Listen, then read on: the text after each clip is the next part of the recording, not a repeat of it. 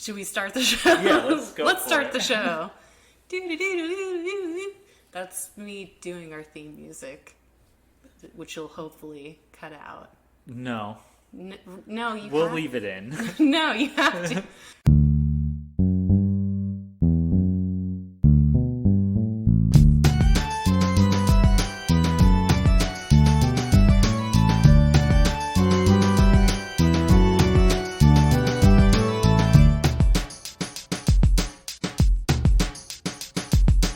Welcome to Necromancer. We're going to get better at that or not. I'm Shira. I'm Bret. And this is where we horrify romantic comedies and romance horror movies. I'm still thinking about what we did to The Princess Bride, and I'm pretty shook. No, that was a good one. I liked your take on the Saw meets Humperdinck. Definitely. No, I really feel like Robin Wright deserves a chance to lead her own pirate crew with Mandy Patinkin in support. Yeah, that would be pretty cool. That is something that I've continued to be obsessed with. So this week's episode, we're doing Road Trip. Why do you think, I guess, typical question like I asked last time, why do you think On the Road is such a attractive setting for, I guess, both horror and romance?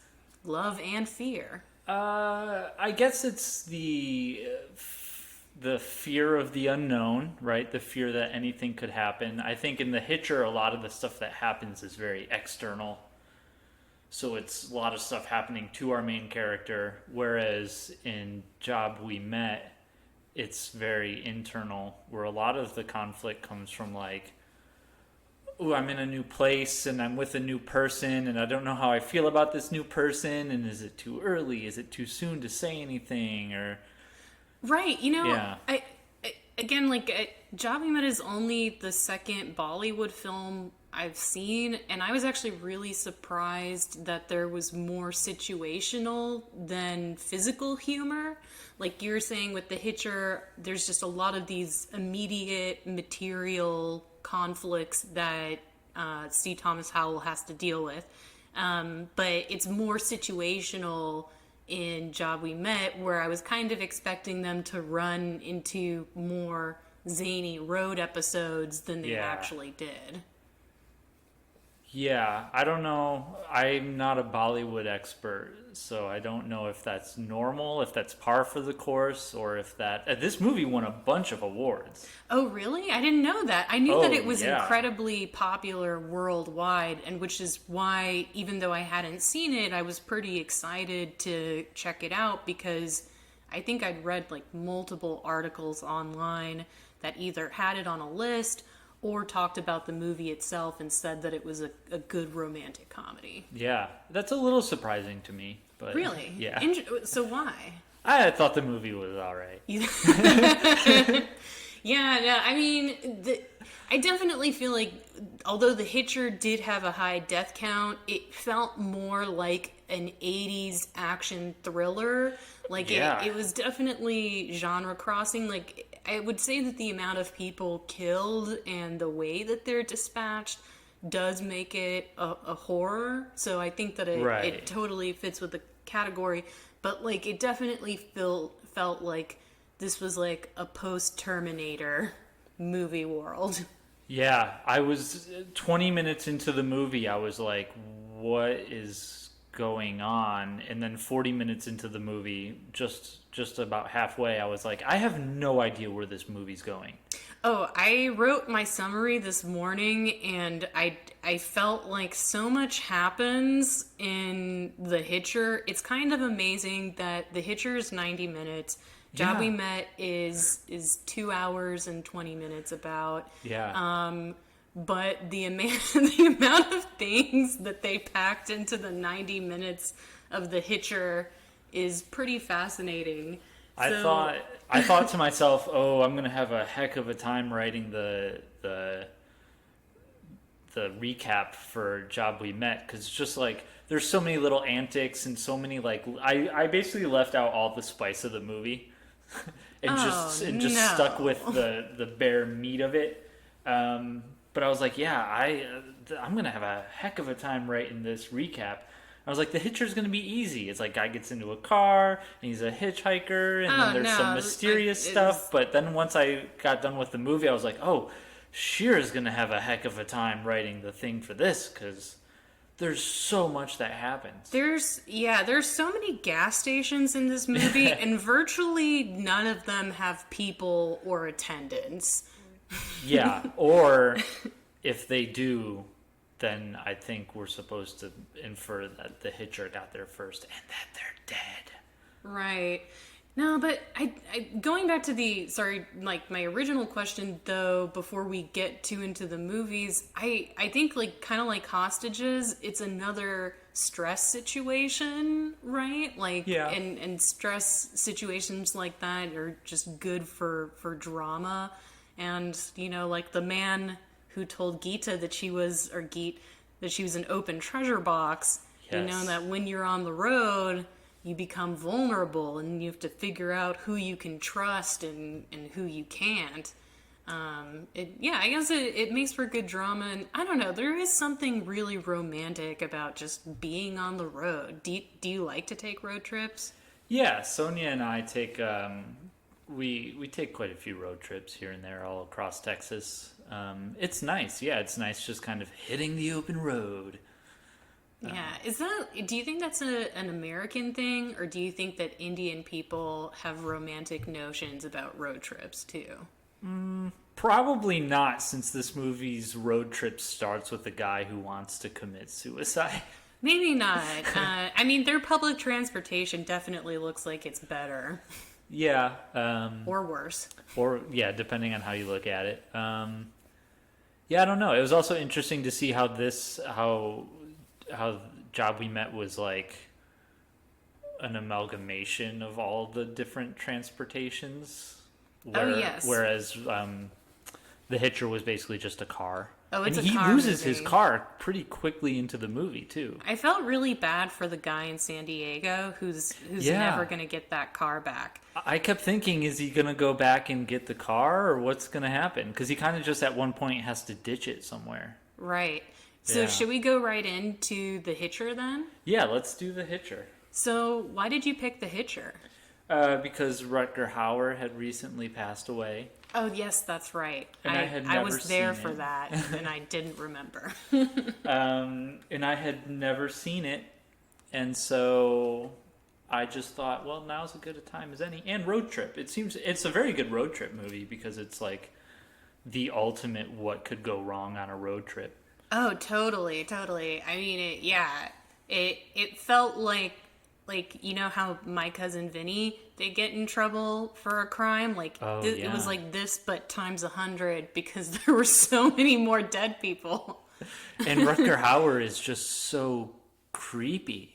Oh God, he's so creepy. It was amazing to me that right off the bat, the moment he gets into the car, they don't even pretend that he's a normal person. Like the very first thing he does is he acts like a creep. Yeah, no, I thought that was amazing. So let's get into that summary then.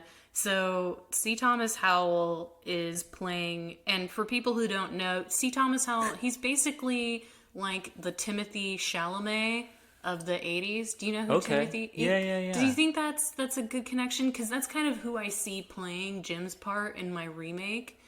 Some cute 2019 young celebrity, maybe Harry Styles, but I would prefer Timothy Chalamet. Yeah, he's really good. Oh, yeah? Yeah. I haven't actually seen that many of his movies, but I feel like it's like the same kind of thing, like this young man who is very filmable.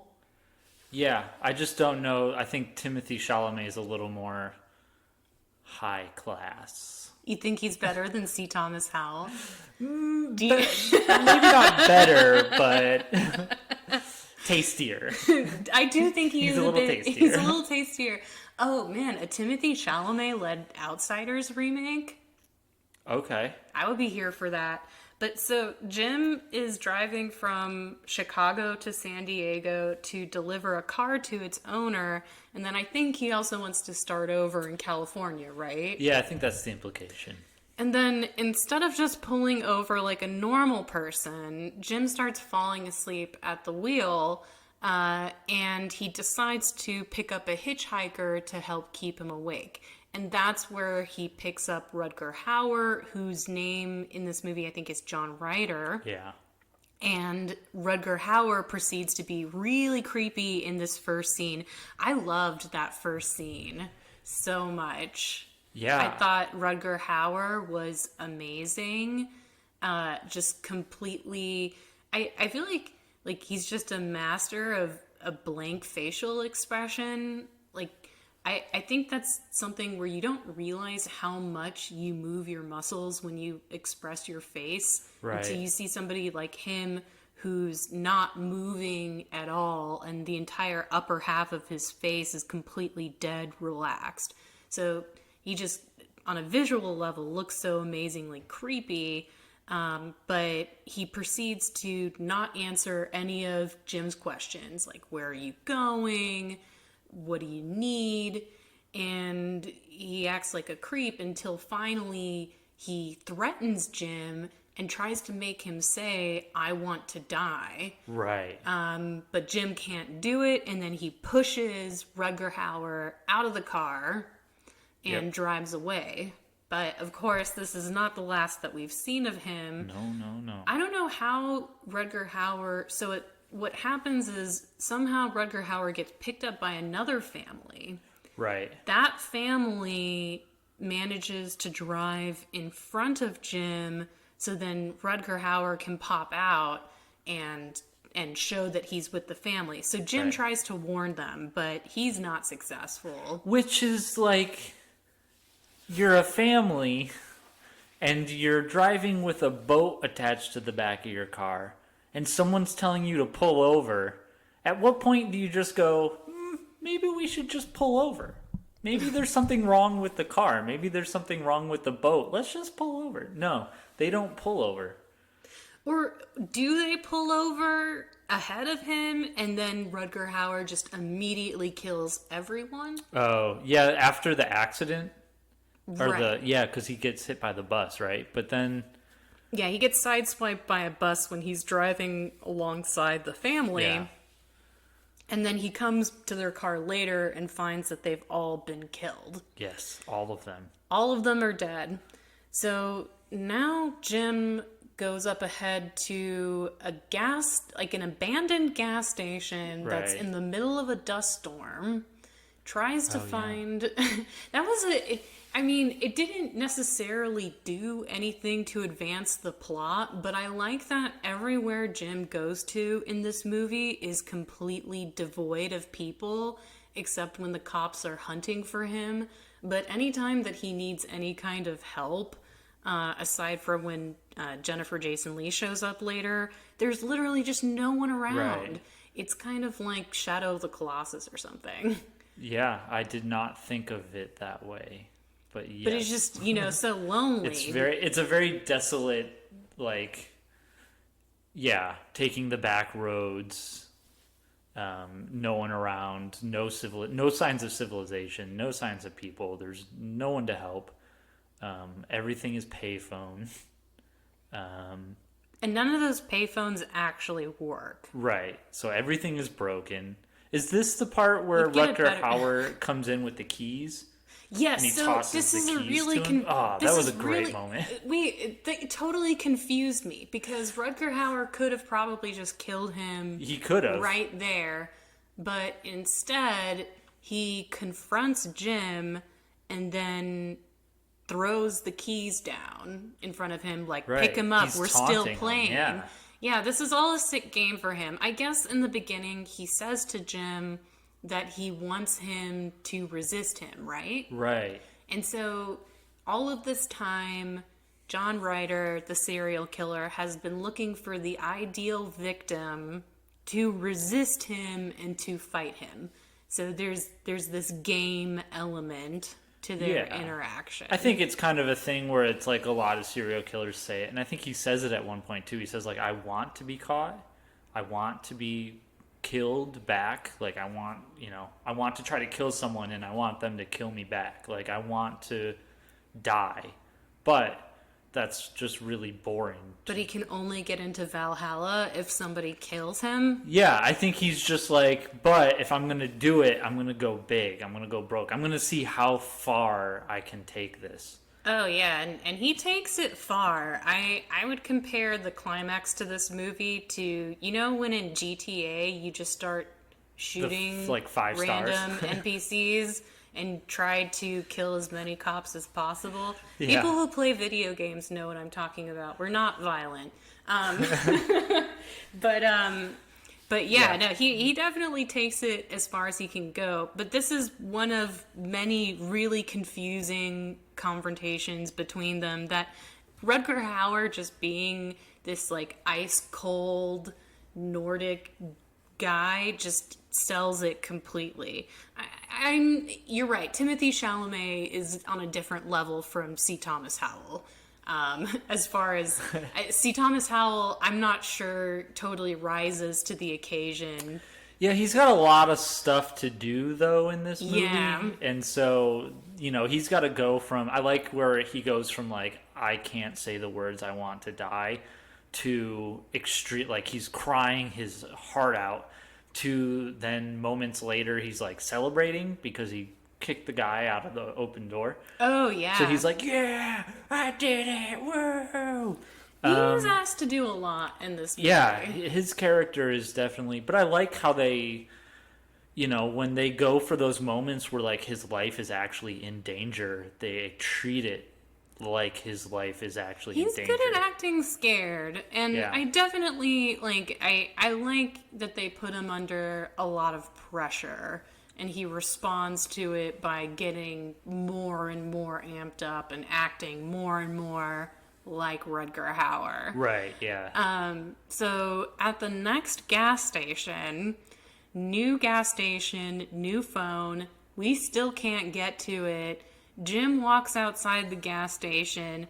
John Ryder is there. He runs over the gas pumps in a truck. When the truck pops out of the gas station, when it crashes out of the gas station. Oh, that's right. my Okay, God. so I wasn't, my summary wasn't exactly accurate. When Jim gets out of the gas station, the truck is behind a garage door. Right. And then Rutger Hauer drives through the garage, almost runs over Jim, runs over the gas pumps, gets gas everywhere, obviously. And this is only 20 minutes into the movie. I know, yeah, this isn't even the last gas station we will approach while we're here. Like, so I was actually thinking about it, and you know how I said that could have been remade by an auteur like Guillermo del Toro or somebody who makes it their pet project. Mm-hmm. I feel like The Hitcher, if it were remade, it shouldn't be a movie. It should totally be a video game. And then each gas station would be like a save point. And then every time you get out of the gas station, there's a cutscene and a QuickTime event where you have to avoid the Hitcher. You know? Yeah. I really feel like if this like movie the Dark were to Souls have... of road trip Oh, yeah, games. totally. Yeah, so you could have a driving element to the game as well as a shooter element because you have to escape from the cops, too, while trying to get the Hitcher. And, anywhere I got lazy, I would just put a bunch of QuickTime events. Right. No, that would make sense. There is a remake of this movie, but I've never did see seen that. I saw that it had Sophia Bush in it, and I just was... it didn't seem that interesting. Again, I really feel like if there was a 2019 afterlife for this, let's make it a video game. Yeah, I agree. That's a interesting idea. I did not think of video games. Honestly, the movies that I thought of the most when I was watching this was... Panos Cosmatos' movies, Mandy and Beyond the Black Rainbow. It was probably the score. The score for this movie was top notch. I would have been down for the movie to be a little bit more surreal. Like Yeah. maybe at a, kind of like Lost Highway does that too, where there's Oh, a certain yeah. point where they start driving where you kind of cross the plane from reality to unreality. And you can think about it that way, like they're in kind of an alternate reality while they're stalking each other, because Right. none of the places they go to are habited by people. It feels kind of purgatory-esque, right? Yeah, and the movie was beautiful. The movie was beautifully shot. Oh yeah, I thought the cinematography for this movie was great, especially the opening shot of Jim lighting the cigarette. Oh, yeah. I also felt like this movie definitely in 2019 made me feel like people in the 80s smoked a lot more. You could definitely play a drinking game with the Hitcher every time somebody lights a cigarette. Yeah. Because you don't have to be a good or bad character. Everybody smokes in this movie. Which I liked. I like movies where people smoke, even though I don't in Really? real life. Yeah. I always imagined those movies being very smelly.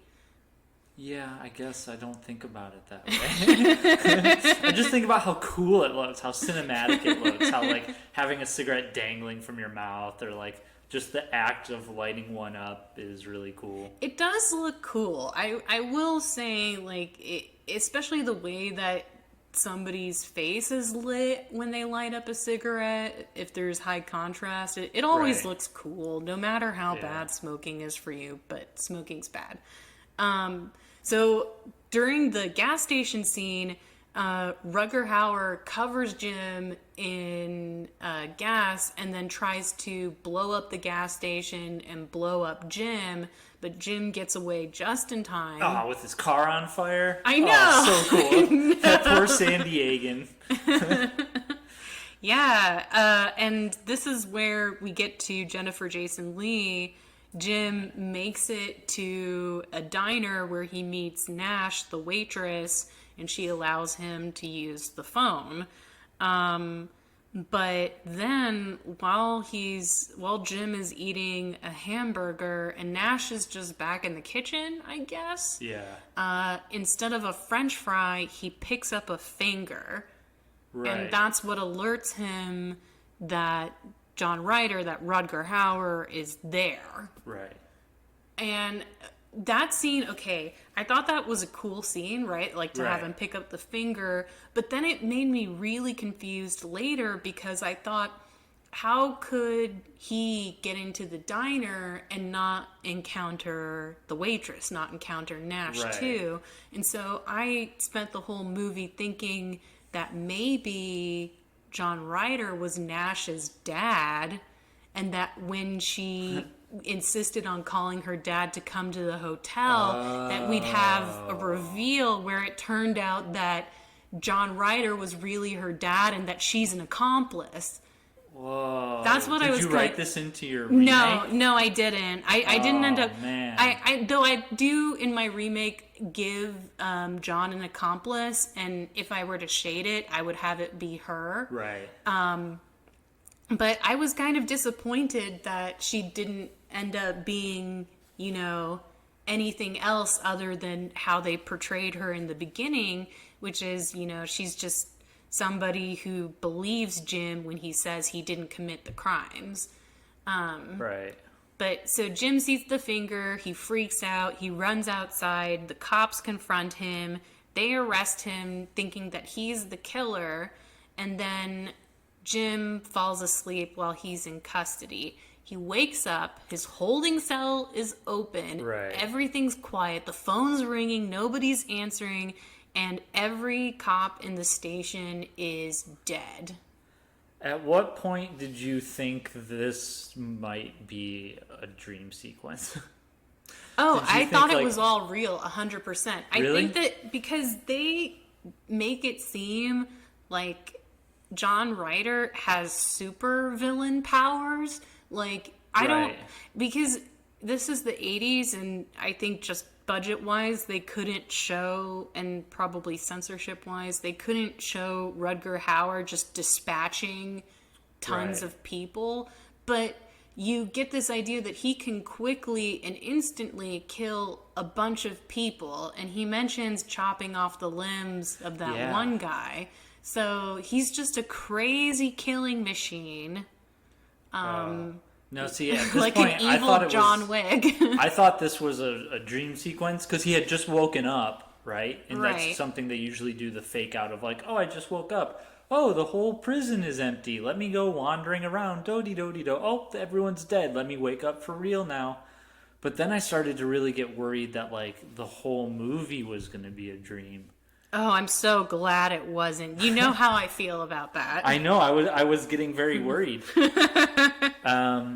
Because what happens next? He gets confronted by more cops, or no, he runs away. He runs away, and at another gas station, he finds 2 more cops, and he decides to take them hostage. So the cops are driving. Jim is in the back seat. He makes them connect him with their Captain Estridge, and starts to tell Estridge what's going on.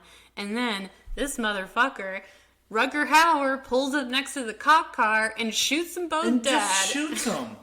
Yeah, Jim is just having a really bad day. Just a no good, horrible day. And so the cops are dead. The car crashes. Jim gets out, and he just contemplates ending it all. Right. You know, what other thing do you have to do? It cannot get any worse than this. Instead, though, he decides to go to a diner. And at the diner... I love that when the guy's like, hey, are you okay? No. Yeah, he's been through some shit.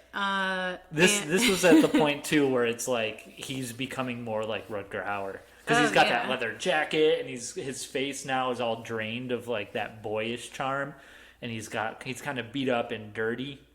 So he looks, he definitely looks. He doesn't like answer normal questions with normal answers. And this is where he and Rutger Hauer have another tete-a-tete.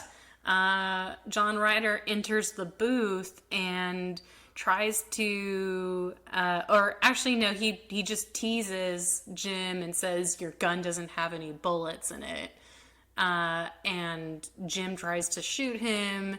Obviously the gun isn't loaded.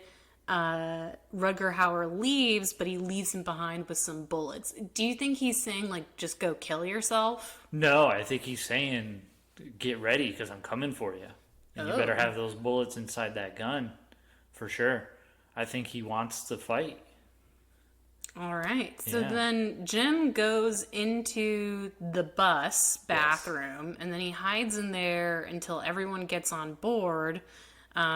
He comes out of the bathroom, he recognizes Nash, and then he holds her up at gunpoint and tries to get her to believe that he didn't do it. Right. And, despite him holding a gun to her, she does believe him.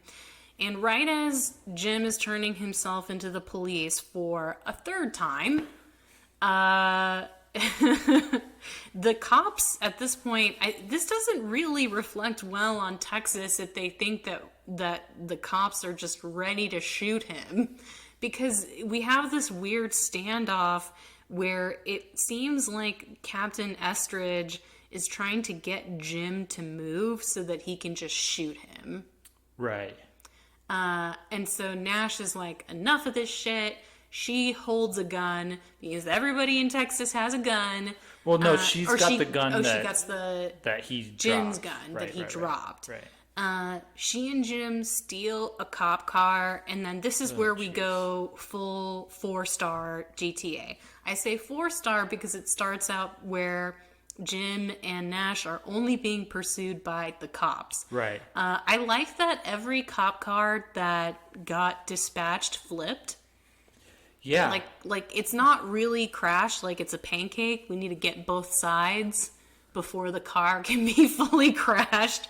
So they had like 3 cars flip before we went 5-star and got the helicopter. Oh man, when that helicopter showed up. I loved it when the helicopter showed up. That was amazing. So awesome.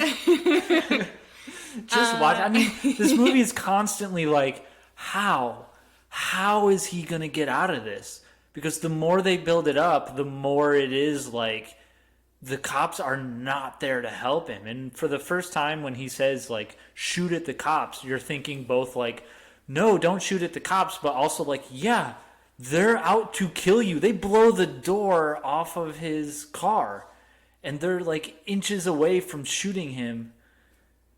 Oh, man, I could not get enough of this movie. Oh yeah, no, it was a great chase scene, and then Rutger Hauer comes in co-op mode and Right. takes out the helicopter. With such nonchalance, too. He's just Just super he's chill. just ice cold. Yeah. And they manage to get away, Jim and Nash, and then they stay in a motel. Jim tells Nash not to use the phone, but she still uses it to call her dad. While Jim is in the shower, Rutger Hauer, and it makes no sense how he gets into the room. Like Batman, Right. he just appears and he's looking over Nash while she's sleeping. He kidnaps Nash. When he gets in bed with her? Oh, that's so creepy. Yeah, so he doesn't just kidnap Nash. He first decides to get in bed with Cuddle up her, with her. and gives her a nice little cuddle before he reveals that he's there. I definitely feel like I see shades of like Robert Mitchum, Night of the Hunter, Right. in Rutger Hauer's performance, because he's just so creepy. Yeah. But he never loses his cool or gets angry or raises his voice or Right. anything like that. He just kind of smiles and gives you his serial killer eyes. Yeah. It was amazing. And so we find that Rutger Hauer has tied Jennifer Jason Leigh, he's tied Nash between two trucks and is going to rip her in half. And at this point, the cops who were chasing Jim have turned on a dime and they're like, son, we believe you now. Right. We know that he's the real killer. And Jim crosses the police line to go talk to John Ryder in the cab. And when he does this, Rutger Hauer gives him a gun and tells him to shoot him. Right. But then Jim messed can't do it. Can't do it. So do you think Jim doesn't do it because he thinks that if he kills him, he would release the clutch anyway?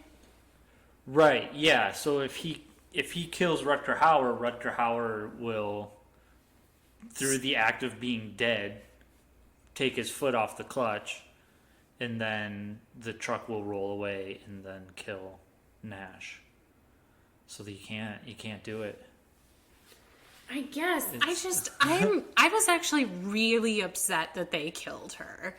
That was a bold move. It was a very bold move, but it made me upset that Jennifer Jason Leigh, as cute and as good as she was, needed to die for Jim's plot development. I don't think she needed to. I think that's just part of the cynicism of this movie, of just like, man, this guy is not like, this is like what happens when people say like, oh, if I have a hostage in a movie, why don't I just shoot the hostage? Or why do I tell James Bond my whole plan before I do it? Like, this is the guy who is the real killer, who's really going out there to do that stuff. And so far, he's been a man of his word. He's done everything he said he would do, or he's popped up in all these impossible situations and fucked with. Yeah, I guess C. it Thomas is Howell. better if he crosses that line. I mean, it's kind of like Anton in No Country of Old Men, right? It's like he actually did it. But I mourn what I hoped would have been the truth, which is that he and Jennifer Jason Leigh were working together against Jim, which I would have thought would have been like, how could it get any worse? Yeah. But so Jennifer Jason Leigh dies, and then we fast forward to interrogation, and John Ryder, Rutger Hauer's character, is just a mystery. No Right. ID, no prints that match anything. He's just a cipher. And Captain Estridge agrees to give Jim a ride while John Ryder is being transported on the prison bus. Jim decides to hold up Captain Estridge, steals the captain's car, goes after the prison bus. Turns out Rutger Hauer is, again, a superhuman because he manages to get out of his restraints and kill everyone on the bus. Right. I assume he kills everyone on the bus. Is that right? Yeah, because then the bus crashes. Right. And I don't think the bus flips. Every other car in the movie flips, but not the bus. Half cooked. And we get the final showdown between the two of them, which I think, other than kind of some of the beginning parts of the movie, like the gas station explosion, this was kind of the best action scene in my mind. Especially when Rutger Hauer opens the back of the bus and then jumps onto Jim's windshield. And it's like the truck crashing out of the gas station. Like, there's no sort of slow build up to the moment to make it really kind of like, whoa, look at him doing this. It's just like, nope, bam, he shoots the door open, bam, he jumps on the car. I was like, this movie is insane. I could not believe that they were going at it like, to start the action scene off. They started it by having him jump onto the car. That's not how they ended it. Right. That's how they start the scene. This was the beginning. And then it does end with Rutger Hauer on his stomach. He's doing the fake out. He's not really dead. C. Thomas Howell starts walking back, and then Rutger Hauer pops up, and then C. Thomas Howell turns around and fires him in the chest a bunch of times. Right. So now you know he's really dead. And we end the movie with a silhouette of C. Thomas Howell lighting a cigarette and stoically resting on the side of his car, which I felt like was an interesting difference between what we've seen of our female protagonists, Right. which end the horror movie hysterically crying or screaming. In this scenario, I don't know if this is indicative of all male protagonists in horror movies, we get stoic silence. But he did have a scream and cry earlier. He in had the a movie. bunch of moments where he got to be hysterical. Right. But now it was like, I liked how he kind of poked at him like Rutger Hauer was an animal. Mm-hmm. You know what I mean? He poked at him like, ugh, this creature is gone from the earth. Like how, like this magnificent sort of deadly beast. He is a magnificent, Yeah. deadly beast. I still think, even though Rutger Hauer was creepy in this movie, he was also really attractive. Okay. He's like a panther. I don't know. All right, a panther. I can see that. Yeah, stalking down his victims. Yeah, I don't know. I liked the sort of Western approach that the sort of Western tinge that the movie had, where after the halfway point, it kind of definitely becomes like C. Thomas Howell has to put down this wild man. Well, there's no other way. They Right. make it very clear that the law can't help him. Right. And the law isn't interested in the sort of ultimate version of what justice would be, which is putting this man out of his misery, which is something that only the main character can do, of course. Of course. So, is it pitch time? Oh, yeah, let's get into our pitches. Pitch time. Do you want to go first? Sure, I'll go first. Mine's a little silly. I called mine Hitched. Oh, I'm so glad I didn't use that title because I thought of that exact Yeah. same title. Yeah, I start mine out with Jim and Nash as a couple who are just married and they're going on their road trip honeymoon Okay. to like this sort of fancy resort, and they're from a small town. And the movie starts off with them doing things that you might normally do when you leave for a long trip. like Jim's got to do the dishes, and maybe he's got to like push around some heavy furniture and stuff, sort of put the house in order so that when they come back, everything is nice and neat. He's got to cook them a meal, stuff like that. Then along the way to the spot, they pick up a hitchhiker who turns out to be Nash's ex. Oh no. Yeah, so that's John Ryder. It was Nash's ex, and he's like the bad boy, of course. Jim is the good guy, like the insurance guy, and John is the bad boy. So I wrote down 5 sort of scenarios that would go from like sort of crazy to outright nuts. The first scenario is they run out of gas. So like Jim goes to get gas. He fills the car up with gas, goes into the gas station to use the restroom, comes back out, starts the car up, starts driving down the highway. Boom, they run out of gas. And John, so I'll just say Rutger Hauer, because John and Jim are very similar names.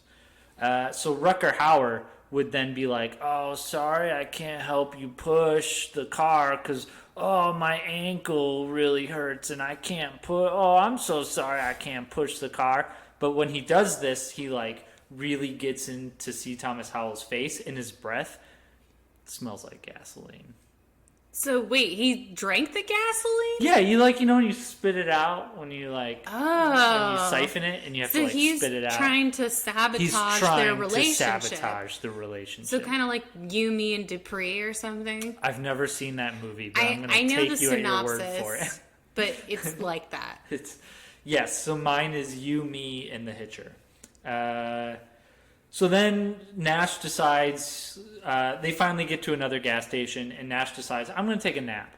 So while they're taking a nap, C. Thomas Howell is looking around, and his maps is gone, right? Because this is like from the 80s, 70s, 80s. So his maps are gone. How is he going to know where to go? So gotta have that road atlas. Luckily, Rutger Hauer knows where to go. So he gives him directions, but he gives him directions to a strip club. So when Nash wakes up and they're at a strip club, she gets mad at C. Thomas Howell for taking them there. Dang. Right. So everything that Rutger Hauer is doing is reflecting negatively against our poor protagonist. But they're really hungry, and there's nowhere else to eat because this is on the side of the road and there's no other signs of civilization around. So they decide to eat at the strip club. So they go inside, and after they're done eating, C. Thomas Howell goes to pay, but guess what? His wallet's gone. Fucking Rutger Hauer took his wallet? Gone. He took his wallet. So what's he got to do? He's got to do dishes at the strip club to pay off their meal, while Rutger Hauer and Nash get to reconnect and spend all that lovely time looking at all those lovely ladies. I mean, in the 80s it would be Rutger Hauer, but I feel like in today I could see Dane Cook, Rutger Hauer Really? role, just as a total asshole. I could see that for sure. It's been a while since I've heard that name Kid being Rock. dropped. Kid Rock, yeah, I've seen him pop up recently. Yeah, I would love to have Kid Rock in my movie. I don't know who else I would cast. I have to start thinking about cast, but that's like a very slippery slope. But so he's just doing him dirty. Yeah, so then they finally get out of there and they get a flat tire, but not only do they get a flat tire, but the spare is flat as well. Oh no. Boy. So they call a tow truck, and the tow truck comes, and the tow truck changes the tire, right? So like they have extra tires available, I guess. I don't know.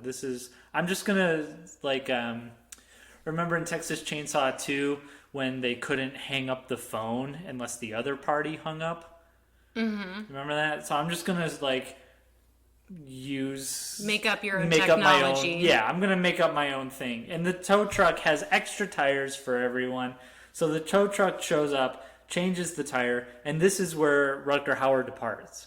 Rutger Hauer's like, okay guys, I'm gonna go with this tow truck driver. I'll see you later. So finally we're safe, right? But later at one of the gas stations, oh no, the cops show up. Turns out the tow truck driver was robbed and beaten, and he has a concussion, so he's in the hospital and he's all woozy, and the cops show up to say like, hey, who did this to you? And the guy is so concussed and so wonky that he gives them C. Thomas Howell's name. No. Because that's who he last helped. He last helped that guy. He said, oh yeah, it was this guy I helped. Oh boy. So C. Thomas Howell goes to jail. John just happens by Nash, who tries to get her, and he tries to get her to leave him. But this is where Nash starts to pick up on like, wait a minute, you're trying to ruin our relationship. So yeah, Nash steals the money that Rutger Hauer stole from the tow truck guy, and then she escapes from him. She goes to the prison. She pays for C. Thomas Howell's bail, and then when they get out of prison, Rutger Hauer has the tow truck, and they have their own little car. We'll call it like a little Chevy Cruze or whatever the equivalent of that was back in the day. Back in the day, they didn't have small cars, right? They only had those giant boat cars. Yeah. But they have like a smaller car. I guess like a VW Bug might make sense. A Japanese car, God forbid. No, not in my movie. So they go, and Jim has to confront Rutger Hauer for the first time, and he does it with his wife by his side. They're holding hands. They play chicken, and right at the last moment, Rutger Hauer has to swerve, and then his tow truck flips, and then I guess he dies or something. I don't know. It's a rom-com, so we don't usually kill people off like that. Maybe he falls into manure, Back to the Future style. Oh yeah, he gets all dirty. That's just as good as dying. That's the rom-com version of dying. Is poop gets thrown on you. Yeah, so Rutger Hauer gets pooped, and then the couple goes to the spa, and they're late. Their whole weekend is blown because this whole thing has taken place over the course of like a whole weekend. So they have like a drink in the lobby, but they're just so happy to be together that like it doesn't matter to them. You know I like the idea of them being absolutely filthy, the way that C. Thomas Howell is, and then the lobby people being disgusted with them. Ooh, dirty people. Oh. But then they're happy and they're together and they're in love. I like that. Yeah, so it's a nice little light, fluffy rom-com version of the movie, which I feel like there's probably a movie very similar to this out there. I guess like you said, Yumi and Dupree. Well, I felt like this has to be a movie. Not a road movie, but there are movies where it's like there's a couple or there's a family and then a stranger comes in and messes up their life. Like, I'm trying to think, there's a movie with Bill Murray and... What About Bob? Yeah, What About Bob? Okay. So it's kind of like What About Bob, where Bill Murray, this mental patient, just insinuates himself in this family and totally messes up their life. That's kind of what that would have been a good hostage thinking. Movie. Yeah. Oh, yeah, definitely. So yeah, how about yours? So I thought about Hitched as a title too, but I settled on a title, Drive Away, because I felt like it sounded kind of romantic. Yeah. And maybe there could be a line in the movie like, I'll never drive away from you or my feelings for you. Oh. Yeah, that's totally. I can hear someone like Matthew McConaughey saying that. Oh yeah. Oh, Matthew McConaughey would be really good in the rom-com Rutger Hauer role, like where he's like he's a sexy Texas hitchhiker. Ooh, I like this movie. So in my story, I decided to make the romance between Jim and John. Okay. So Jim Halsey has just been dumped by his fiance for another guy, so he decides to start over in California. And he's gonna get another guy. Yeah, so gotcha. You know what? Is the fiance is he gay from the beginning?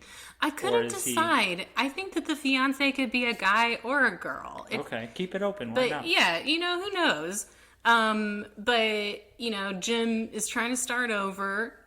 John Ryder is a thief on the run from the law and the partner that betrayed him. That partner being Jennifer Jason Leigh, or the waitress character, where, they had a whole con going, but then she turned him in. And then, so John Ryder, he wants to start over in Mexico with the money from his cache of stolen diamonds. But first he needs to steal a car. So he pretends to be a hitchhiker and then plans on stealing the car from Jim. But then they kind of have a meet cute. They get kind of flirty. And John starts to realize that he likes Jim. And so he decides that he's going to wait to steal the car from him at the next rest stop. Gotcha. Make sure that, Jim makes it somewhere safe before he leaves him high and dry. But when they get to the diner, they're cornered by the cops that are looking for John. So John decides that he's going to pretend to hold Jim hostage so he can steal one of the cop cars and keep him at a distance. And he explains to Jim, who he is and, what he's doing. He's trying to start over in Mexico. And he makes a deal with Jim to let him go when they reach John's destination, like the Mexican border or something. So that would be the Act 1 setup. And then, Act 2, kind of like most road movies, would be some fun, zany little episodes. I didn't develop my idea so far as to think the actual specific episodes like you did. Like running out of gas. Yeah, but yeah, they could run out of gas. Wallet. They go to a weird love hotel. There's a lot of things that you can do in that middle act. I thought that it was very funny in Job We Met when they go to the hotel. Oh, I love that. I can't wait to talk about that part because it is really good. But it was a good sort of like cute little scene. Yeah. But that's like the thing, right? It's like the middle act of a road movie is always dedicated to vignettes. To the hiccups, yeah. To all the conflicts we meet along the road. So by the time we get to Act 3, now they're kind of getting close. Jim is feeling like, oh, do I want to part ways with John at Mexico, or am I catching feelings? And this is when the cops close in and they capture John. And now Jim is faced with a decision. Does he want to go into the police station, rescue John, or now that he has a chance to, he could just run away. And he doesn't, he can turn his back on this whole thing and never see Jim again. But he thinks about everything they shared together and he decides that he's going to do it. So he breaks into the police station. He gets John, and then we get a chase scene like the first movie where they're running from the cops, but they're also deliriously happy because they're in love. And there's some flipped cars and some explosions. And I thought, why have one helicopter when you could have two? So maybe they blow up a couple of helicopters. Whoa, you went double helicopter. Double helicopter, double the fun. Whoa. I think it would be cute to have them have an interaction similar to Jim and Nash, where John is trying to get Jim to fire at the cops, but he's like, I can't do it. Oh. And then he actually ends up being really good or something. Right. I think that would be great. Like True Lies, when Jamie Lee Curtis drops the gun down the stairs and ends up wiping out all the bad guys. Yes. Yeah. Yes. I would love to have it be True Lies-esque in its kind of action, romantic comedy flavor. So they make it across the border, and then the epilogue is them on the beach, sipping smoothies and feeding each other ceviche. The end. The end. Is yours a rated R rom-com? Sure, why not? When you say that there's explosions and they're rescuing the people from cops and there's shootouts, are people dying? I mean, I think because it's a rom-com, fun and lighthearted? It would be better if they get pooped. If they get poo-pooed? if they don't die, but they're diverted. I feel... Because, he just wants to get away. He's not necessarily a psycho killer. I feel like there's some sort of... what's their name? Chris Lord and Phil Lord and Chris Miller. I feel like there's some sort of joke there where it's like a series of escalating poo-poos. Yes. Yeah, I could see that. Yeah, the reigning just joke. bigger and bigger manure trucks. Right. Something like that. The manure parade is in town. Oh, that would be incredible. The Farmers Union. Yeah. So, crush time. Who was your crush in this movie? You know, I'm going to go with Estridge. The captain? Yeah, I really liked that scene where he was like, "You spit on my wrist, boy. Wipe it off." I do like that he was willing to go outside justice to get his man that he thought. Yeah, and I like at the end when Jim sort of takes the car from him and he kind of like is resigned to it. He's like, you know, this isn't a good idea, but I kind of understand where you're coming from. Too much has happened at this point. Yeah. So I really liked Estridge. I mean, very, very, very small, tiny part, but I didn't want to pick one of the main three, even though I did really like Jennifer Jason Leigh in the movie. She was so cute. She didn't deserve to die. But I was like, is that like a real crush or a movie crush? You know what I mean? Because you just like Jennifer Jason Leigh. Yeah, she was really cute in the movie, and she was really. But I liked her character because you know the difference between being just like, was I physically attracted to Jennifer Jason Leigh as a person, or was I attracted to their character? I really did like her character, how she was like, no, I'm going to help you. Right. I think that they gave her more to do than just be the girl, which I thought was nice. How about you? Who is your crush? Rutger Hauer, obviously. Rutger Hauer, obviously. I mean, when Doug watched the movie with me last night, he said that Rutger Hauer had a leathery face. Oh, yeah. You agree with him? I can see that. Yeah, he's got a leathery face. But he also said very sarcastically, it looks like your type. Oh. But no, beyond any kind of him being attractive, I just think that he did really well in this role. He did. He sold it so well. I think that he was like a young Anthony Tompkins or Anthony Hopkins. Yeah. Not Tompkins. Anthony F. Tompkins. Yes, the character actor who shows up. Well, I guess that would make sense. I was going to say he shows up for just a few minutes and then gets nominated for an Academy Award, but that actually happened to Anthony Hopkins.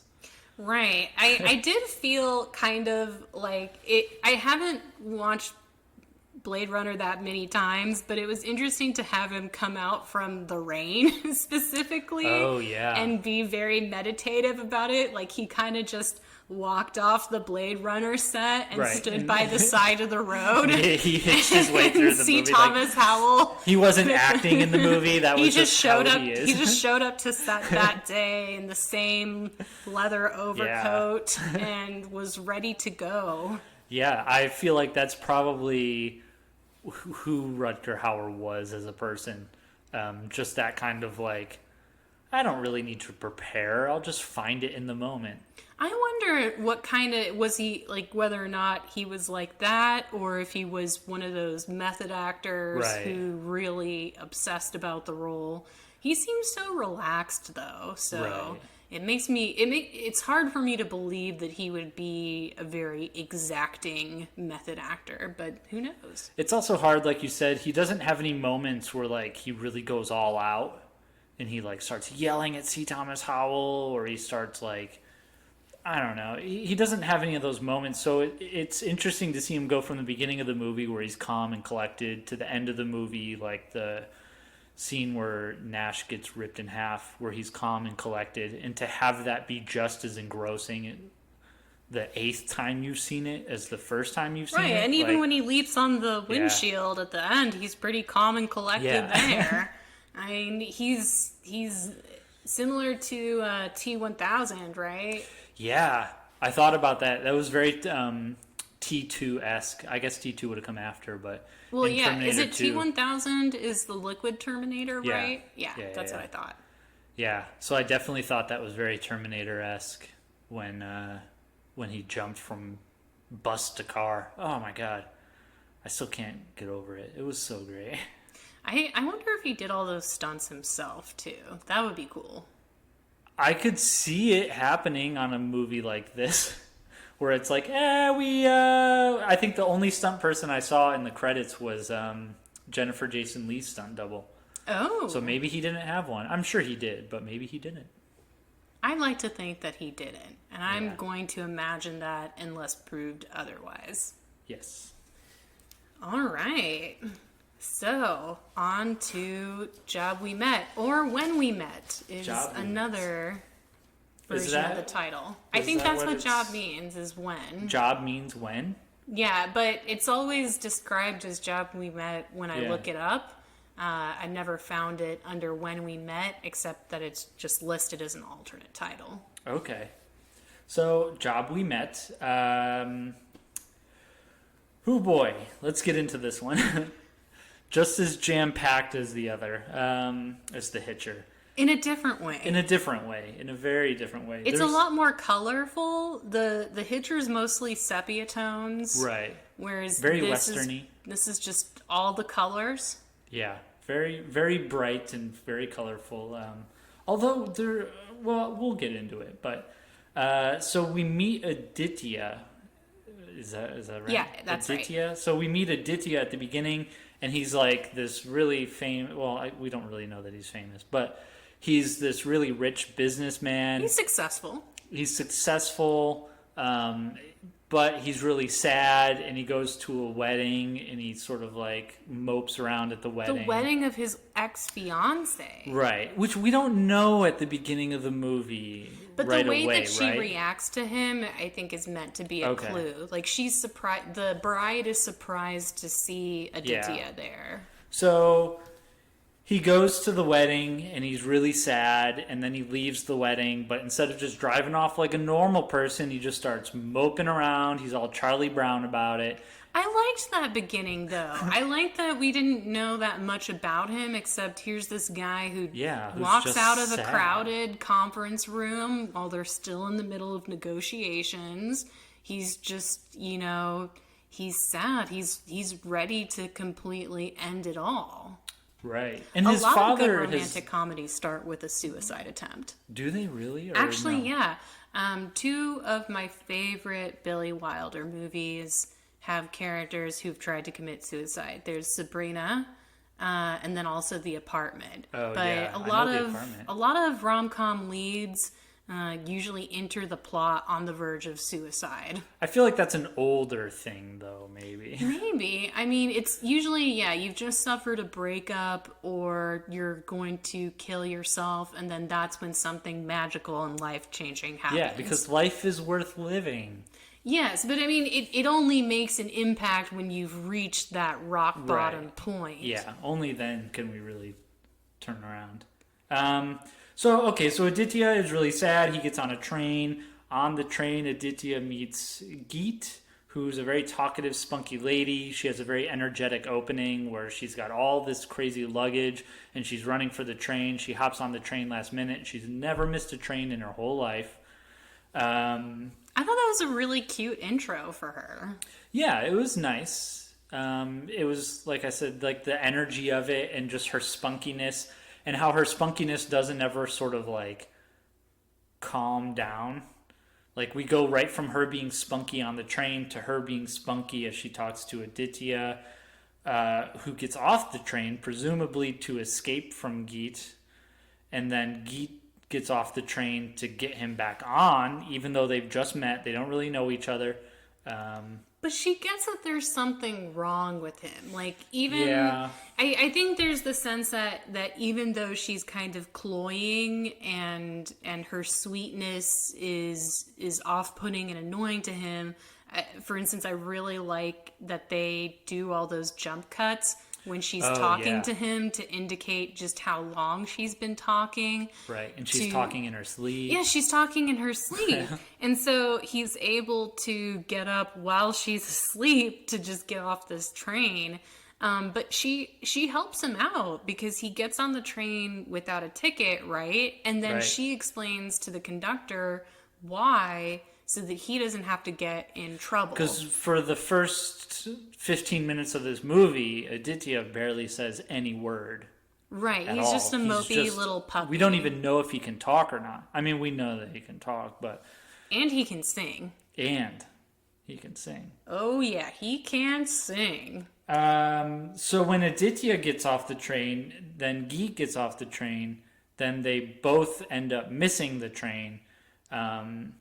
At first, Geet's just going to leave Aditya behind, but then she bumps into the tomato lady, and she runs after the train. She misses it, and she ends up like pestering Aditya to be like, "You've got to get me back onto that train. What's going on? What's going on?"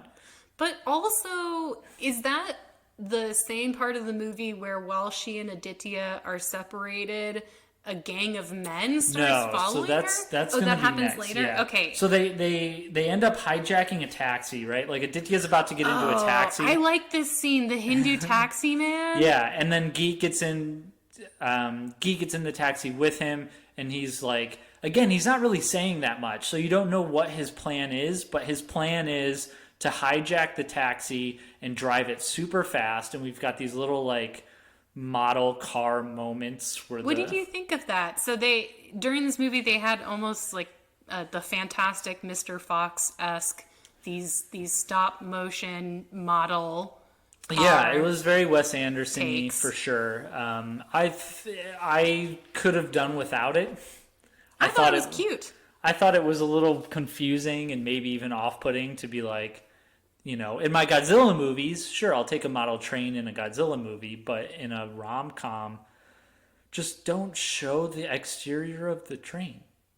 That's all you have to do. Like, just don't show it. Like, if they just didn't show any of the exteriors for this, I would have been fine. I don't know.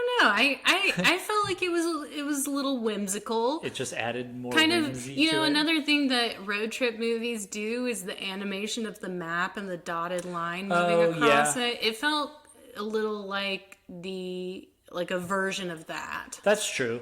I mean, yeah, it wasn't off-putting to the point where I was like, this movie's terrible. It did make me laugh out loud when I saw it. It was, yeah, I think, we both laughed right out loud when it was like, because it's just weird, and it only happens 2 or 3 times. That's And then true. they drop that gimmick. So it's not like it's a running gimmick throughout the movie. It was a very functional gimmick, which to me is like if they did it more throughout the movie, then I would have Then been you like, think it would have been a joke? Right. Okay. So yeah, and I like the cabbie's kind of a character in himself because he wants to pray before he sets out, Right. and Geet is she's not Hindu, she's Sikh, and she's kind of like, enough of this, come on. Come on. And it's funny because he's kind of like praying while they're driving because his car is really old and beat up, so it can't really go that fast, and they're racing a train. So yeah, it's a nice little scene. But oh my god, they get to the train station, and then Aditya gets Geet to the platform. Geet buys a bottle of water, but while she's like talking about the bottle of water, because she's so verbose and she's always has to be talking and explaining things to people, while she's talking to the attendant, she misses her train again. That was very frustrating. I do think that this is a problem, I think, in both horror and romantic comedies, that characters do stupid things only to advance the plot. Yeah, but in horror, I don't know. In horror, it kind of makes a little bit more sense. Like, oh, there's a noise outside, I should go investigate it. Because, I mean, it is stupid. I'm not going to defend that. You know what? Never mind. I was interested to see you try. I can't. But there is that kind of, like, idea that, you know, without those stupid decisions, the movies would just be really boring. That's true. And it was kind of, like, nice how the way she misses it is within character. That is also true. So it didn't bother me so much that she missed the train again, because again, if she didn't miss the train, we'd have no movie. And she missed the train because she was being really talkative. and which that's is like her fatal flaw. right. So that made sense. So I could buy into it.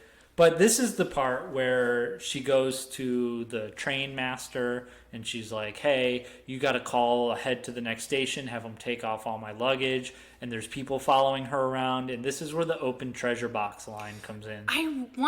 I wish that there was a way to know what he actually said. Right. Whether it was in Hindi or Punjab or whatever language he was using, what he actually meant, because I feel so sure that a woman who travels alone is an open treasure box is not a good translation of what he was trying to say. It might be. It's metaphorical. I mean, I understand the metaphor, but it feels awkward in English.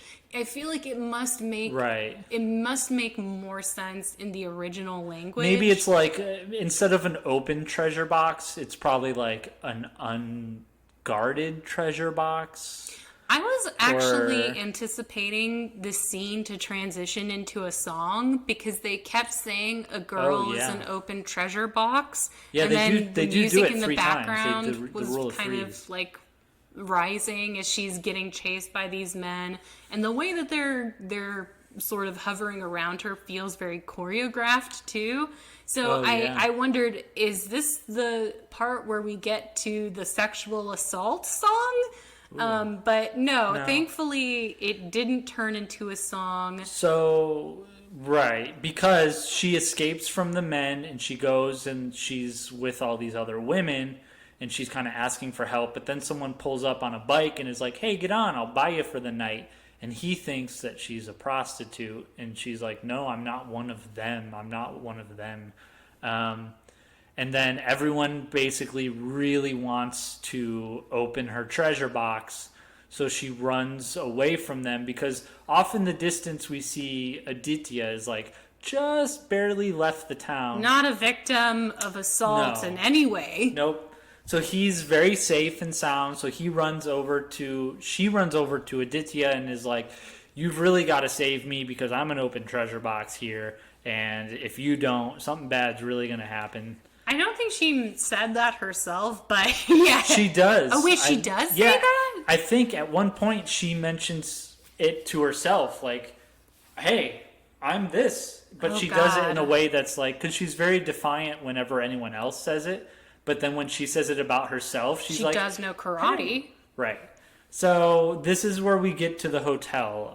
Aditya agrees to become her ward almost. Well, he agrees to accompany her to Batinda to where her family lives. Right. So they go to the hotel, and the hotel guy, it's Hotel Decent, which is very funny. I like that. Oh, where can we find a decent hotel? Oh, Hotel Decent. Which is not a decent hotel, it's an indecent hotel. Right, because the guy who is the hotel clerk thinks that she is a prostitute. Well, they pay by the hour, which tells you what they're for. But she doesn't catch on to that. She's an innocent just being girl. frugal. She's like, hey, we're not going to spend the whole day here. We're only going to spend a few hours sleeping. So why do we have to pay for a whole day rate when we can just pay for the hour? That's true. She's very naive. Trying to save them money. Yeah. But then it turns into this whole joke about how they're going to need the room for 3 hours because Aditya's, he can last a long time. Oh, yeah. Yeah, it becomes a very... Aditya does not try to hide the fact that the hotel clerk thinks that she's a prostitute, and he leans into it. So they get into the hotel and they talk about rape. This is where the karate part comes in. Hey, I know karate. Don't try to rape me. Well, I mean, yeah, there is definitely a rape joke where Aditya does say to her, I'm not going to rape you, which all women know is the most reassuring thing a man you don't know can say to you. But he's also like, he's super sad puppy dog, and she came to him for help, and then she's like, hey, don't try anything, I'm gonna karate you. And he's like, are you trying to get me to rape you? Like at one point he's like, are you like challenging me?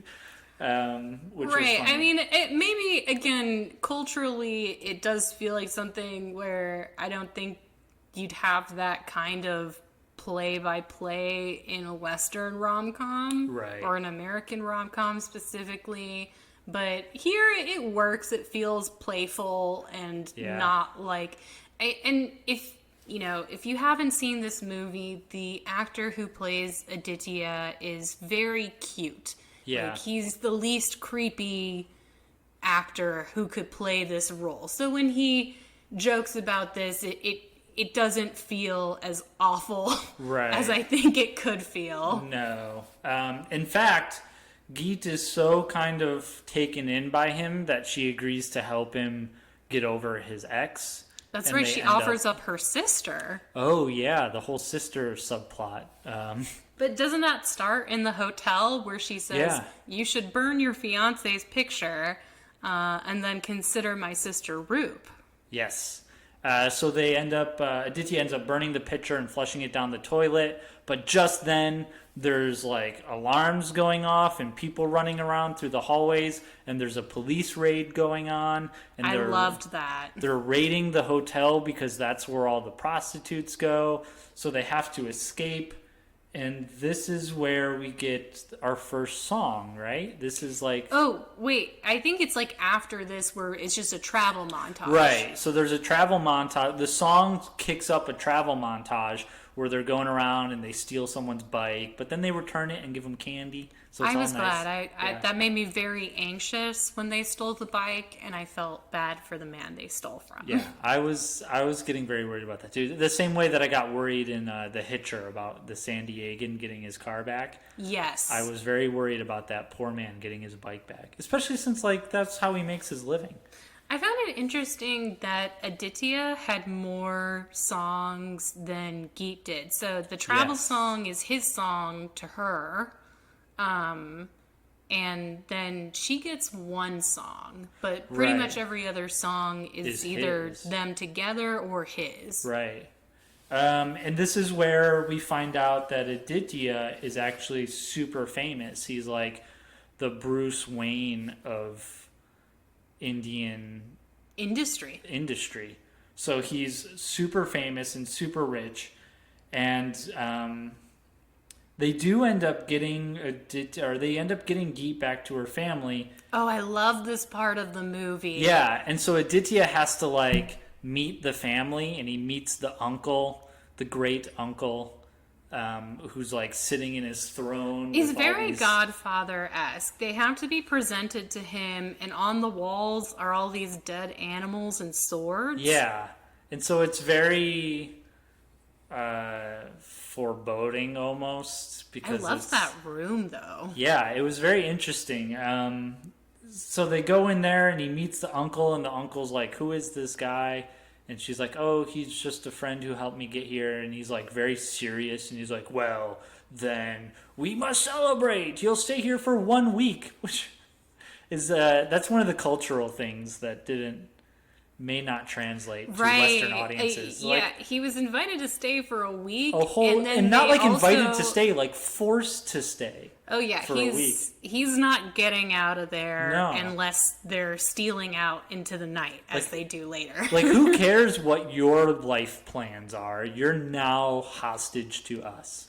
Well, I think that's the thing is in the West, I guess you could say this in a more negative way, but we're a little bit more disconnected from our families. Like, Yeah. the idea of just spreading out is more common here. Right. Whereas it seems like keeping the family And we're also together. go. Like, you couldn't just take a week off out of nowhere to spend time, I mean, who knows? Maybe neither can Aditya. He's doing he just went rogue. Yeah, he did.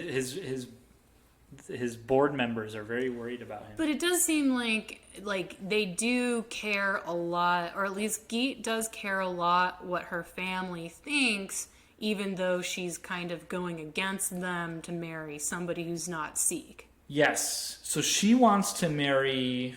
Oh boy, I wrote it down. Anshuman. But the family wants her to marry her childhood friend. I didn't write down Isn't his name Manjeet? Oh yes, Manjeet. So the family wants her to marry Manjeet. She wants to marry Anshuman. So there's all this secret hush hush because this is the moment where Jeet decides to tell Aditya, like, hey, psst, I don't want to marry this one guy. I'm in love with this other guy. Because we know that she's engaged, but we don't know that But she there's all this decides to secrecy. use Aditya to get her family off her marrying Manjeet. And Aditya's like, hey, you wanted me to get with your sister. Right. That's who I'm here to flirt with. And now you're going to act like I'm yours? Yeah, because she hugs him when Manjeet shows up. This is actually a callback to the first scene. She hugs him to get the biker away Right. from her. So we've got the second time that Geet uses Aditya as a human shield against other men. Yes. Which is... Okay. Okay. So... I like that song though, the Bang the Drum Bang the song. Drum song. Yeah, that was probably the best song of the movie. Yeah, there's a moment where Aditya is very much trying to get some alone time in with Geet because he's got to discuss his plans and her plans because he doesn't know what's going on, and the family is like, sing us a song, sing us a song. Oh, that was so great. And they put him in a chair in the Yeah. courtyard in front of the entire family, which is not just like 3 or 4 people. We're talking like a 24 major at least. crowd of people looking at Aditya and willing him to sing. Right. And then he knocks it out of the park. Oh man! Well, so yeah, he starts out sitting, but that's only so later that when he's banging the drums, it can be all hyper energetic and like. I really like the filming of that sequence too, especially the way that they dressed everyone. So everyone is in these really great, colorful outfits, and then they have Aditya in this black kurta in front of everyone else, and that contrast I thought looked really cool. Right. Yeah, it was a very energetic scene, very cool. But then it ends with Geet running away from home during the night. Yeah, but we had a really cute scene right before that where she and Aditya go out to the field and they are talking, and he keeps proposing like plans and ideas to her, like, oh, well, maybe your sister should marry Manjeet. And she just goes, next. And she keeps so we got to, even though it's a different language, it's a different culture, I felt like the movie had witty dialogue that, even if it wasn't translated totally clearly, every time came through as witty. Right. Yeah, it felt like that, even if it wasn't. I get what you're saying. Yeah. Right. Yeah. But yeah, she does decide to run away and make everyone think that she and Aditya eloped. Right. So she has no problem with that, even though Aditya is like, hey, man, they're out to get me. Like, they're out to actually kill him at one point. Oh yeah, didn't they get out? Well, they're looking for them in the dark, but did they get weapons? Yeah. I think they get weapons and they ride around and they're trying to find them, and Aditya's got the bright idea to hide in the house, like in the attic or basement or something, because while they're out there looking for them, then they can sneak away once the search has sort of calmed down. That was very smart of him. He's a smart guy. That also had another one of my favorite conversations between them, where Aditya is again trying to rein Geet in, and he's talking to her and saying, like, why are you treating your life like it's a game? And she says something like, life is my favorite game. Yeah. That's great for her, but her life is not in danger. I felt like she was very casual with his life. Which is very rude to say to someone, to be like, hey, my brothers and uncles are out there hunting you. Why don't you relax a little bit? Life is a game. So Aditya helps Geet get to Anshuman, in Manali, which I looked it up later. It's in the Himalayas, and it's apparently really beautiful. Sure. There's a like Tibetan Buddhist there. It looked like a really cool place. Yeah.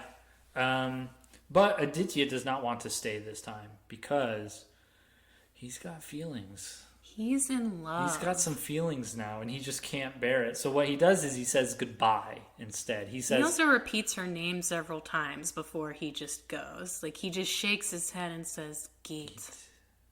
Geet, Geet, Geet, Geet. Oh, Geet. This is probably the most confusing part of the movie, which is we then cut to 9 months later. Right, and the transition and this is only halfway into instantly. The movie. Right. I have to assume that there was some kind of intermission, but maybe there wasn't. Maybe it really does transition that way. I think that's the movie, yeah. That's just how it is. Kind of bizarre, but a bold move. Another bold move. Both of these movies, road trips, take bold moves. Aditya, who's like the head of his industry, launches this phone calling card called Geet, which is for people who really like to talk. And his family sees this and comes to him asking for help to be like, hey, do you know where she is? Yeah, she's gone. Because she's been gone for this whole 9 months. And he's confused because the plan was always to marry Anshuman, then go back to the family and ask for forgiveness. But she's apparently just disappeared. So he reluctantly kind of is like, all right, fine, I'll go help you find out where she is. I know where she is. So he goes to find Anshuman, and Anshuman is a dick. Is a total dick. And he rejected Geet because when Geet showed up, she was ready to marry him, and he was like, I'm not ready to commit to marriage. And he kind of like... After she came all the way to see him, not right. even offers her a place to stay. Like, yeah, he literally kicks her out of the house and makes her walk into the woods. He's like, there's no room for you, not even in my barn. Get out of here. Go walk away. And she's forced to just kind of like abandon her whole life. But she's too proud to go back. Maybe not too proud is the right way to put it. But she doesn't want to go back to her family. She goes back to the hostel. So she goes back to the hospital. She basically becomes kind of like a nun. Well, she's a teacher, I think. Right. But it's like it feels very nun-like. She's resigned herself to a life of solitude. Yes, a life of boringness, a life of predictability, which is not the woman that we first met on the train. No, not at all. She's lost all her spark. Yes.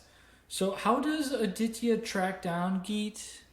I don't know how he figures out that she's in Shimla, which also I was interested in that town too, because the buildings we saw in the background looked really interesting, and it does seem like they're like Tudor Victorian buildings that they built in this mountain town.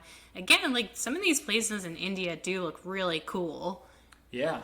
But yeah, so I forget how exactly he figures out she's in Shimla, but he makes it there, and instead of immediately going up to her, follows her, right? Oh, yeah, I forgot about this part. Yeah, instead of immediately just going up and being like, hey, Geet, remember me? It's Aditya. We took that train ride together, and then we romped around for a bit. I met your family. Hey, remember me? Hey, everyone's really concerned about you. What's going on? Instead, he decides to, like, stalk her and hide out in the shadows, but and in a really cute way. Right, but it's very cute, and it's not threatening at all. But eventually, he does sort of put himself in a spot where she is forced to confront him, and she's like, "Oh, what are you doing here?" He agrees to get her to go back to the family. Mm-hmm. Right, so we go back, and then we have another hotel room scene where it's Aditya being like, hey, you can't rape me. I know karate. I know. What a callback. Yeah. Why they called it back, and now she's threatening. Well, she doesn't really, but now she's going to rape him. Right. So But we do need that callback because this time it's Aditya, or it's Geet who is very sad, and Charlie Right. Browning, and very upset about, because she still has not gone over Anshuman, who treated her just like a total dick. And she's not over him. So he's like, okay, well, we'll burn his photo, but she doesn't have a photo. So he's like, okay, we'll call him up and swear at him. So she does that in a scene that's like, she can't really do it at first, but then by the end, she's like yelling at him. This causes Anshuman to come back to her. He's a glutton for humiliation. I cannot believe all he needed was for her to abuse him to get on the same page. This movie's looking for every single excuse it can possibly find to make it so that there has to be a big running away moment. Right. So you have to have that big running away moment. So how else can you have that other than she was attracted to someone else, but that someone else has to be despicable enough so that when she runs away from him, you're not like, oh, that poor guy. Right. The movie doesn't want us to ever feel sorry for Anshuman. And we don't. Oh yeah, no, there's no way. Especially you go on and tell us how he fares with the family. But it becomes a great little joke where, okay, so they go back to the family. Wait. Before we talk about the family, can we talk about the sex hug? Oh yeah, when was the sex hug? So I think that was after. So after she cusses out Anshuman. Oh yeah. Then they have this hug, and it's like a sexy hug. It's almost like she leans in for a kiss, but she chickens out at the last second, and so like she puts her face on his chest. She nuzzles him. And she gives him nuzzle is a good word, because it's not like she just hugs him. She like kind of cuddles into him a little bit, and she's very safe and sound and in his arms. Right. So this is our first, and we're like into the third act, and this is the first time things have really gotten physical. Right. Yes. But now we know that Geet is feeling some of the same feelings that Aditya is. Which this movie, I feel like after Aditya drops Anshuman off, or after Aditya drops Geet off at Anshuman's for the first time, and then we get the 9 months later, I feel like every scene after that is Aditya basically confessing his love for her, and her kind of just like stringing him along. Well, maybe maybe it's not until that moment does she understand what's really going on. But even then, we have the whole family sequence where she's stringing him along whole time. I think, so here's what I think happened, because so before they get to the family, I think it's while they're at the hotel or wherever they are, Anshuman confronts them and says that he wants to do this thing. He wants to go meet the family and confess everything. And then Aditya and Geet have this talk, and I think that she wants him to confess that he loves her and say, fuck Anshuman, you should be with me. I feel like he does. No, he doesn't. No, but he doesn't, though. He says he says something like, he basically says goodbye again, where he's like, I'll do whatever you want. It's like when he tries to convince himself and her that the right thing to do is to go with Anshuman, because he says, listen to your heart, and then assumes that her heart is with Anshuman, because I think his self-esteem is so low, he doesn't want to believe that she loves him back. So I think it could have been a little clearer, or it could have been a little less it's less that she's stringing him along, and more that she's confused as to why he's not just coming out and saying, forget about this other guy, you should be with me. Because he's the one who hunts her down. Right, and he's doing the noble idiot thing where it's like, oh, if I love you, I have to set you free. Right. So they're But he does it way too many times in the movie. He does it at least 3 times. He does it a lot. Because he does it at Manali, and then he also does it here. And then he does it he does it later. Right. So jeez. yeah, so here's our setup going back to the family. So they go back to the family, and the very first person that the family meets when they get out of the car or the taxi or the bus or the whatever is Aditya, and the whole family is already under the assumption that Aditya has married Geet. So they treat him like he's the husband. And he does all the rituals. And yeah, all the rituals, so all the little family things Aditya gets to do with Geet. So they're treated like the couple, while poor Anshuman is off to the side. Third wheel, off with the kids, just having to watch the whole thing go down. But isn't there a part two where at one point Aditya or Anshuman walks up to them and he's like, "Hey, what about me?" Oh, and they're like, "Oh, And you're they're the like, friend." So it was very funny that his character is just kind of shit on the whole movie. But we also get the But sense we don't feel of, bad for him at all because Oh, he's a no. total dick who let her go and talked smack about her, and then only comes across at the end when he's like, "Oh, you humiliated me on the phone? Oh, then now I really want to get with you." Like, Right. And I will say, even though he's kind of getting shafted because the family thinks Aditya is the husband, not him, he acts like a dick around her family. Like, yeah. he's not a pleasant guest He at doesn't all. get into the dances Oh, and the no, routines, he's just whereas a stick Aditya's in the having a great mud. time. Yeah. So Geet has a moment where she gets to tell her mom the truth, but she doesn't. She sort of chickens Because she out. loves Aditya. Because she realizes at this point that she loves Aditya. So Geet takes I'm getting all the names wrong. But Anshuman takes Geet to like the field again. There's a lot of field action going on in this movie. And he's like, "Okay, listen, we have to set your family straight. Actually, doesn't Just he say catch like the first family member you see and Yeah. tell them the truth. and doesn't he basically say like we can just leave your family and go back to my place?" Pretty And- much. Like, Yeah. he's not interested in hanging out with her family Right. at all. Yeah, so he's not even really interested in her, which makes it totally fine when she hears a train in the background and she's like, "Oh, me and Aditya met on a train." Was it a real train or a metaphorical train in her heart? The train think that it she was was real. missing. I thought that it was a fake train, Oh. and it was just the sound of her missing the train right? to It was be with all Aditya. in her mind. Okay. Or I don't know. It could have been a real train. Could have been. But either way, Aditya has left. He said his goodbyes. He's left. He's like, "Listen, just follow your heart. Do whatever your heart wants. Okay, I'm going to go." So while Anshuman and Geet are in the field, Geet just runs away, just like mid-conversation, just like Aditya did at the beginning of the movie, right? When Exactly. he leaves the boardroom meeting.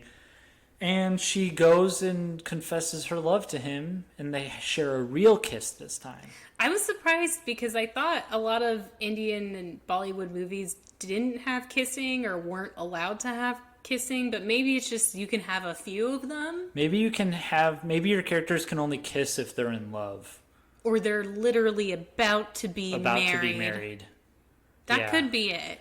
Because of the wedding, because the family thought that the wedding was already on, they already have all the wedding celebrations planned out. So all Aditya and Geet have to do is go back home. Right, because they had the sex hug, but they weren't kissing there. So Right. I that's why I wondered about it. Like, I thought that the reason we got the sex hug was because we because of the no couldn't kissing rule? have the sexy kissing. Maybe we'll have to look that up for next time and follow Yes. through on that. But either way, they go and they confess the love. They sing. Do they sing another song? Right. It's They sing kind of their like final song. it's like a final credit song Right. where, once they've embraced and they're kissing, we know that they're about to get married. They have the ceremony and then we cut to 9 years later. yeah, they've got two And little they've got kids. 2 little kids, and then the great uncle who was very like mean. He looked very mean the first time that they met. He was like, "Oh, I always knew that your mom and dad were in love." Aww. And it's very rom-com-y. I thought that was cute. It was nice. It's definitely a rom-com epilogue for sure. Right. So yeah, any other thoughts about this movie before we get into our I enjoyed it. horror versions? I liked it. There were things that confused me that I felt like I needed to do homework afterwards to understand them. I really wish that there was a good Bollywood movie recap site out there. Right. And if anyone knows them, let me know, because it, like, watching this movie kind of reminded me of the period in my life when I became obsessed with Korean dramas, and will almost certainly watch a South Korean romantic comedy at some point. But one of the things that helped me when I got into them was there's an episode recap site called Drama Beans, and a lot of the writers are Korean or Korean American, so they could explain the parts of the episode that were really culturally specific. So it actually made the watching experience better to then go online afterwards and read the recap to understand the kind of cultural context jokes that I missed. Right. And I wish I had something like that for this movie, because I feel certain that there were jokes or things that if you had the cultural context, you would have laughed at if you understood them. Yeah, it would be interesting to see if there was, like, especially like a YouTube channel or something that was like, that broke down the movie from a cultural point of view. I would totally love something like that. Yeah. All right. So pitch time. I can't wait to hear the horror version of your pitch, because I had a hard time with mine. Oh, really? Yeah. Oh, yeah. Oh, no. I didn't go too far to imagine specific episodes, or not that many, but I had a pretty clear vision of, I guess, the flavor I wanted. So Gotcha. The title for my horror version is called Treasure Box. Ooh, I like it already. So Aditya, an outwardly successful man, is depressed and on the verge of suicide. That part hasn't changed. When he boards a bus to Delhi without a ticket. When he meets Geet, though, a cheerful girl on her way to elope with her boyfriend, Anshuman, the deep void within him is instantly filled with a psychotic obsession with Geet and possessing her completely. So it's kind of like an erotic thriller in the same vein as, like The Crush or Fatal Attraction, with some shades of Psycho. Right. Because, he's got that weird relationship with his mother. Oh, yeah. So Aditya proceeds to coldly manipulate Geet into trusting him, allowing him to escort her to her family's house, because a girl traveling alone is an open treasure box. So he does some really creepy Norman Bates stuff, like peeping at her secretly while she's in the shower, or killing the biker that hassled her on their journey. Oh, so, that's good. He's making her think that he'll protect her and their friends, but really he is obsessed with her, and he's just eliminating every threat in his way. He also manages to make her think that certain things are her idea when really it serves his purpose, like making her family think that she's eloping with Aditya instead of Anshuman. Gotcha. Also, I would think that, like in the previous movie, him making her call Anshuman and insult him is another manipulation to get her playing into his palm. He's dirty Johning her. Oh yeah, no, he's totally he is Dirty John exactly. And final nail in the coffin, Aditya emails Anshuman pictures of Geet sleeping in a hotel room that she shared with him innocently. Right. But then Anshuman thinks the worst. So when Geet comes to Anshuman, Aditya knows for a fact that he's going to reject her. Right. And he expects Geet to run crying into his arms. But instead, Anshuman still breaks Geet's heart, but she manages to slip Aditya. She doesn't know that Aditya is trying to control her life. She just doesn't, she's embarrassed. Right. You know, she doesn't want to face him after this. And so now she's missing, and Aditya is trying to hunt her down for like 9 months. You put 9 months later in yours? So did I. Did. I used the time jump, but instead of it being like he was doing his business and she was being depressed, I want it to be like a manhunt where he's like, where is Geet? Yeah, I've got that same kind of thing too. So he's looking for her. He finally finds her and then uses the fact that her family thinks she's with him to pressure her into marrying him. So classic emotional blackmail. They get married, and it seems like Aditya has won. He finally has Geet. But then Geet finds his creepy stalker room, which is just covered wall to wall in photos of her, you know, taken with a wide zoom lens. Right. And then she also finds evidence that Aditya killed Anshuman. So, I forgot to mention this. When Geet goes missing, Aditya tortures and kills Anshuman, trying to figure out where she is. So she finds out that he's a creep obsessed with her. He killed her ex-boyfriend. And then the climax of the movie is a fight between Aditya and Geet in their house. Okay. And it ends with Aditya is pleading for his life. And he's saying, you know, he did everything because he loves her. But Geet has no mercy. She stabs him to death, saying something like, "I'm not an open treasure box." Yeah. End movie. Wow, you really leaned into the open treasure box thing. Well, it's insulting, but It is. also it might be true. I'm not sure. I mean, I Sure. wouldn't use that phrasing, but I'm sure it isn't safe to travel alone in India. No, I like it. You know that I like movies where it just ends with the killer dying. So getting that last line in there of, "I'm not an open treasure box." Yeah, because done. he's treated her, you know, he's Right. a cold capitalist industrialist. He has treated her like a commodity that he can just control and own, and she's not your treasure box, bro. Yeah. I like that. I went very different with mine. Ooh, I can't wait. I liked the play in words for the title. So this is going to be a real groaner. I did the title, and then I made the movie based on the title. Oh, what was the title? The title is called Demon Day We Met. So demon and Monday combined. Monday we met. Monday we met. Okay. So it's Aditya is a depressed guy, right? Okay. And in this society, there's so many people who are depressed that there's a train that goes right to hell. So you don't even have to kill yourself. You can just ride the train right into hell. You ever see Midnight Meat Train?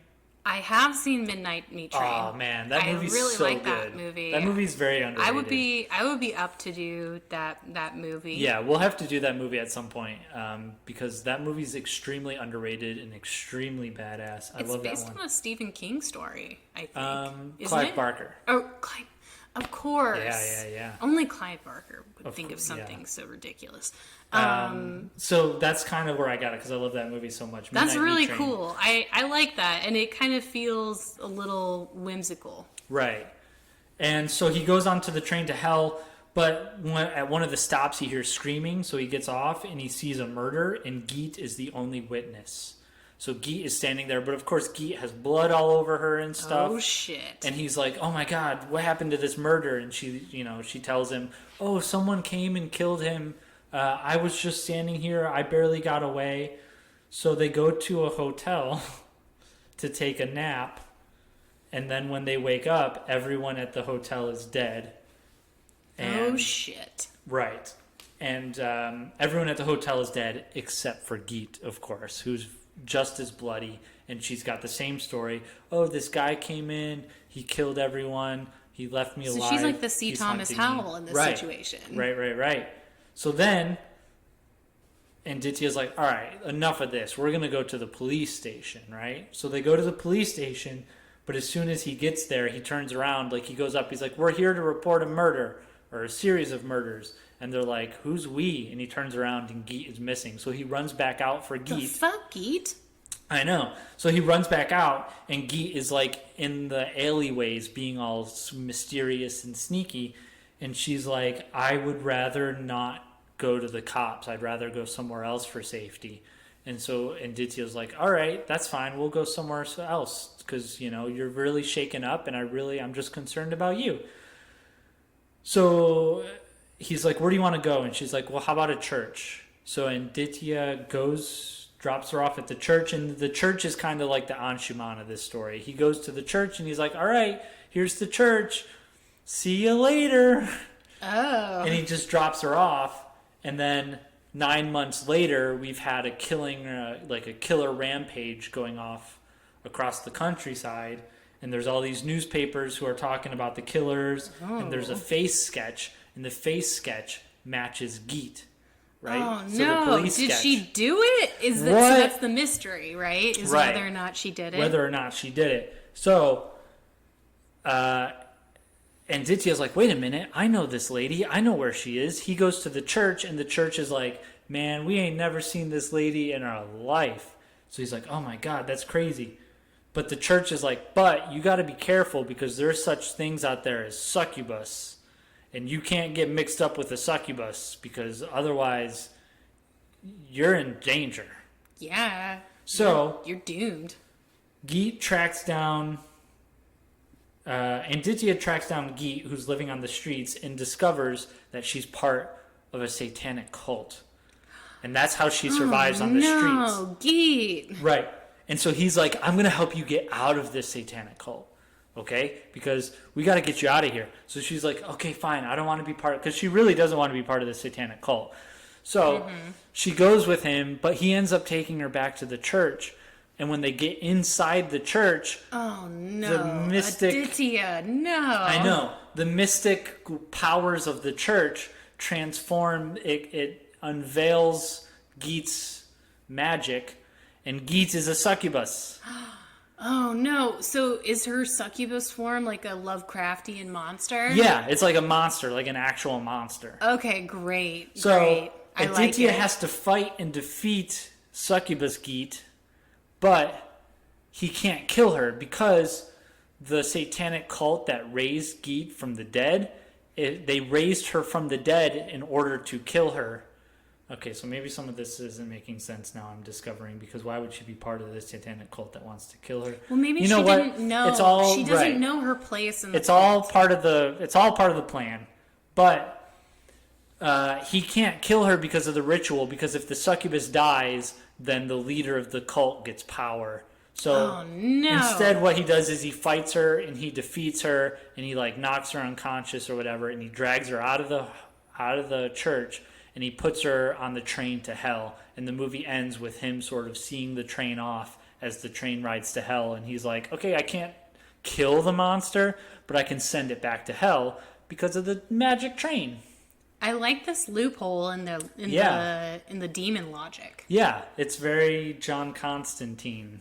I also like that although your movie features demonic possession, it doesn't feature my least favorite trope of demonic possession movies, which is that you fight the demon by reading to the person.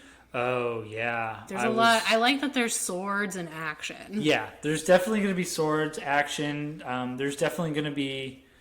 if I had more time to work on it, I could fit in more martial arts sequences throughout the movie. Oh, yeah. No, definitely... I think it sounds like it'd be fun. Yeah, so it's a horror movie that's got a lot of slasher kills, and it's got a monster at the end, and it's called The Monday We Met. Oh man, The Monday. The Monday We Met, I like it. and they meet on a Monday. Aw, don't you hate Mondays? So... Kill time. Who would you kill from Job We Met? I think I would kill the brother. Geet. Oh, the one who kept Who saying goes that he was from- going to kill Yes. Aditya? From 0 to 60, and then back down to 0 they go. Because he goes from, we're singing this song about drums, to, I want to hop in my car and shoot you down. He sang a beautiful song I know. with him and then stole his sister. But It's then, kind of more they welcome insulting. him with open arms later in the movie Because he because brought he's her rich. back. Because he's rich, not because he brought her back. Oh, Because he's real? super rich. That's why. Yeah, I don't know. I guess I would kill the brother because I was thinking about it. I was like, I don't want to kill Geet or Aditya.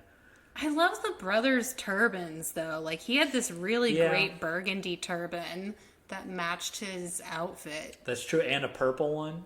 Yeah, Very yeah, nice he had a purple few, turban. Yeah. a few. But I think Manjeet might have had my favorite turban of all because it was this beautiful, like, turquoise, I think. Oh yeah. Yeah, it was great. Or it was the exact same blue as his shirt or his ascot, whatever he was wearing. Right. There was a lot of color It looked coordination slick. going It on. looked really good. Yeah.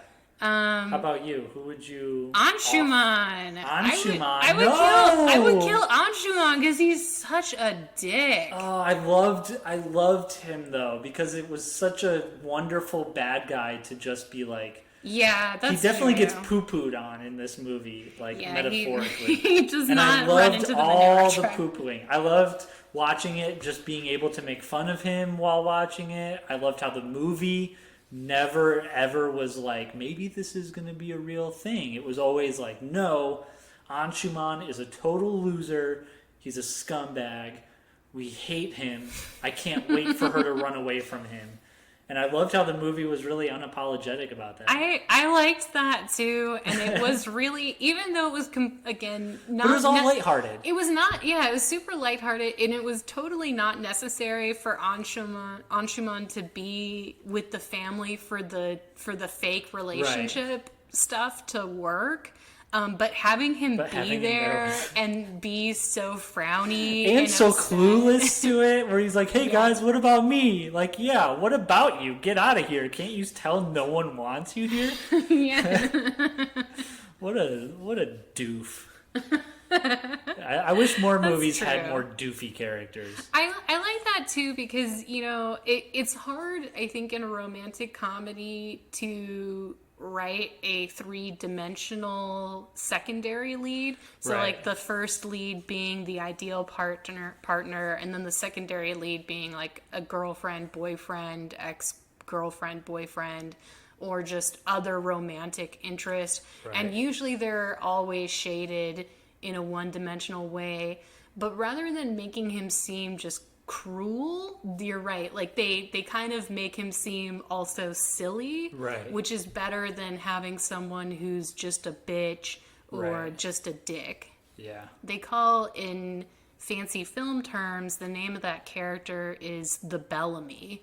So The Bellamy. yeah, and it's because this actor whose last name is Bellamy often played the second lead role in all these Fred Astaire and Ginger Rogers pictures. Gotcha. And so they'd be like, we need to get Bellamy in here to play the guy who's not Fred Astaire. Right. And like so that's like, the term is the person in your movie who they're not supposed to be with is the Bellamy, which is what Anshuman is. And so He's it's a great Bellamy. He's an amazing Bellamy, and Yeah. I do wish that there were some better Bellamys. Some of the best Bellamys out there, I think, is Selma Blair's character in Legally Blonde, Okay. because she's originally supposed to be the Bellamy, as in, you know, the one that Reese Witherspoon's boyfriend proposes to instead. Right. But then their characters become friends, and Oh, yeah. So there's been some really great Bellamys, and then there's also some Bellamys that are just there, I think, just to stir the pot. Right. And it doesn't really work, or it just seems kind of bitchy to be like, oh, I hate this other girl. I think it's the Bellamy I usually have the most problems with when it's the female Bellamy, you know, because they're always shaded in a way that seems very shrewish, I Right. guess. Yeah, I could see that happening. That being a very, it's hard. It's hard to do that character because it's like you need them to be likable, but you don't Not want too anyone to like likable. the movie. Yeah, you don't want anyone in the movie to like them. So the I don't failed know. version, and there's a term for this too. When you fail to make the Bellamy someone unlikable, it's called second lead syndrome. Oh. So the Bellamy is so well drawn that you actually wish that the lead character would get with him instead. Yeah, that could be a big problem too. Rom-coms are hard. Rom-coms are a lot harder and more nuanced than people give them credit for. Yeah. I mean, it is formulaic, but the formulas in themselves are complex. Yeah. Interesting. So we've learned a lot today. Yes, we have. Should we get into our love bites? Yes. Love bites. What's your love bite? I didn't watch a lot of movies over the over the week. I've been watching a lot of Jane the Virgin because that's what Sonia is watching I at home. love Jane the Virgin. And Great rom-com. Yes, I would say of all the shows that she's watched, that's probably one of the better ones that I've kind of been roped into. Oh. Sonia and I get along very well, but we don't have the same tastes in TV shows all the time, or music, or movies. Yeah, Jane the Virgin's good. But the one movie I did watch that I actually ended up liking was called Snake in the Monkey Shadow. It's either called Snake in the Monkey Shadow or Monkey in the Snake Shadow. Is this a kung fu movie? It's a kung fu movie. And if you like kung fu movies, it's an average one. But the main snake bad guys have this really awesome badass theme song that I could definitely see popping up in like a Tarantino type movie Okay. at some point. It's just yeah, but it's a very average story and it's not too great. But one of the things I did really like about it was the master, the drunken master of the movie. He's got his own school, and the people in the school, you know how in martial arts movies it's always got like 4x4 lines of people who are like doing the same moves, and they're practicing their moves, right, and then they're the master, going like, ha. yeah, and then the master has to walk through and like position their arms so that they do it better and stuff. Right. Well, in this movie, I don't know if it was just because the movie was cheap or bad or what, but all the people doing the moves were really bad at them. Like they weren't synchronized? Like they weren't synchronized and they weren't timed out very well and they weren't performed very well. But at one point, the master kind of calls them out on it. And he's like, you guys aren't even that good. So I liked that aspect of the movie. It kind of picks up towards the end. The first half is really slow, but the last half's got some good fight scenes. Okay, cool. Yeah, it's on Amazon Prime. It's like Monkey in the Snake Shadow or Snake in the Monkey Shadow. How about yours? So I originally was going to recommend It Happened One Night because its plot is similar to Jab We Met, but I started thinking about some of my favorite road trip movies, not just rom-coms, but thrillers too, and something that might not be on the radar for everyone, but I think is a really, really good road thriller is this movie from 1996 called Freeway. Have you ever seen it? No, I've heard of it. So it's Reese Witherspoon and Kiefer Sutherland. It's a modern exploitation take on Little Red Riding Hood. Okay. Where, so Reese Witherspoon is basically this rebellious teen whose mother has just been arrested. And so she decides that she's going to go to her grandmother's house, just like in Little Red Riding Hood. Gotcha. She gets picked up by this guidance counselor, this high school guidance counselor played by Kiefer Sutherland, who is, if you thought that Rutger Hauer was creepy in The Hitcher, right. Kiefer Sutherland does such a great job being, God, he's the worst creep. Because in addition to being a high school guidance counselor, he's also a serial killer. Aww. And so he decides he wants to kill Reese Witherspoon, but she is tougher than all get out. And so what proceeds is this really crazy exploitation cat and mouse game between them, and it has all these really bizarre episodes. It kind of reminds me of have you ever seen the movie Running Scared? With Paul Walker? With Paul Walker. Yeah. That's a great movie. You know how Running Scared is this colorful Yeah. thriller with all these vignettes that Right. are fairy tale-esque, but also really awful. Yeah. Freeway kind of does the same deal. That makes me So, want to like, see it a lot more. yeah, and it's a fun movie. It goes by fast. It's a thriller, and it's also got this really dark humor to Right. it because pretty much everyone in Reese Witherspoon's character's life is just an awful person. Of course. And, you know, everybody's completely unreliable. And then, you know, it's a lot of names too, because Kiefer Sutherland's wife is played by Brooke Shields. Oh, wow. And she's got some really great moments because she's completely in denial about how he is. Of course. But I won't say anything else about it. I just encourage you to go check it out if you like 90s exploitation thrillers. Have you also seen Breakdown with Kurt Russell? No, but I love Kurt Russell. It's very, your description of that makes me think of, and the movie The Hitcher makes me think of Breakdown. It's another movie where like 20 minutes into the movie, you're like, wait a minute. I thought this was kind of going to be like where the movie was heading towards the end. And then 40 minutes into the movie, you're like, holy shit, I have no idea what's happening. Right. No, it's totally like that because in sort of the first act of Freeway, you get to what would be considered the end of another Right. movie, but it's I love just those kinds of beginning, movies. you know? Yeah. So Yeah. I'll have to check out Freeway because that's my kind of movie. The kind I of think movie you that would like opens it. with the third act is my kind of movie. Yeah, I think that you would enjoy it. Awesome. All right. Well, y'all join us next time for Ladies' Night is the theme. It is Whoa. all women over here except for Bret. Except for me. He's I'll have to talk in my honorary, falsetto. honorary male. And yeah, we will see you then. All right. All right. Bye. Bye.